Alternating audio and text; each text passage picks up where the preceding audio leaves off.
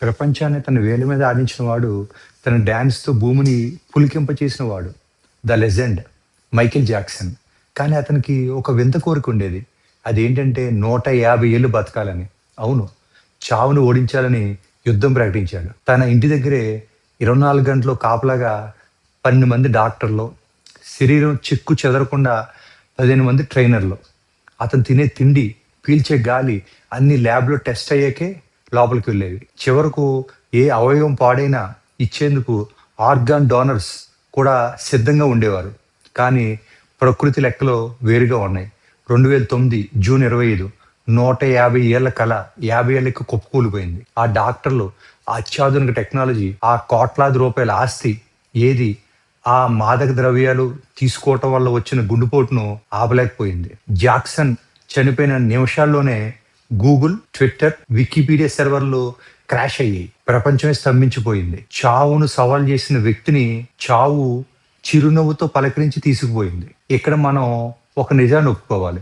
Jackson లాంటి వాడే ఏమీ పట్టుకోలేకపోయాడంటే మరి మనం ఎవరి కోసం సంపాదిస్తున్నాం? పక్కవాడికి చూపించుకోవడానికి కొనే లగ్జరీ కార్ల కోసమా? కాస్త ఆలోచించండి. పోగు పెడుతున్న ఈ ఆస్తిలో మీ పిల్లల సమర్థత ఉందా? లేక మీ అభద్రతా భావం ఉందా? ఈ వారం మీ పిల్లలతో ఆడుకున్నారా? కనీసం మీకోసం మీరు 5% డబ్బునైనా మనస్ఫూర్తిగా ఖర్చు పెట్టుకున్నారా?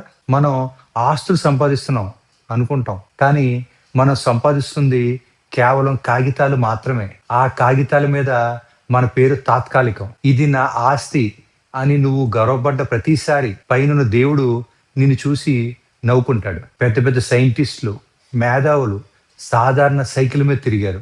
గుర్తుంచుకోండి. ఐశ్వర్యవంతుడు అవడం తప్పు కాదు. కానీ కేవలం డబ్బుతోనే ఐశ్వర్యం వస్తుంది అనుకోవడం పెద్ద తప్పు. జీవితాన్ని మీరు కంట్రోల్ చేయండి. లేదంటే జీవితం మిమ్మల్ని కంట్రోల్ చేస్తుంది. చిట్ట చివరికి మనతో మిగిలేది మనం పొందిన తృప్తి, పంచుకున్న ప్రేమ, అనుభవించిన శాంతి మాత్రమే.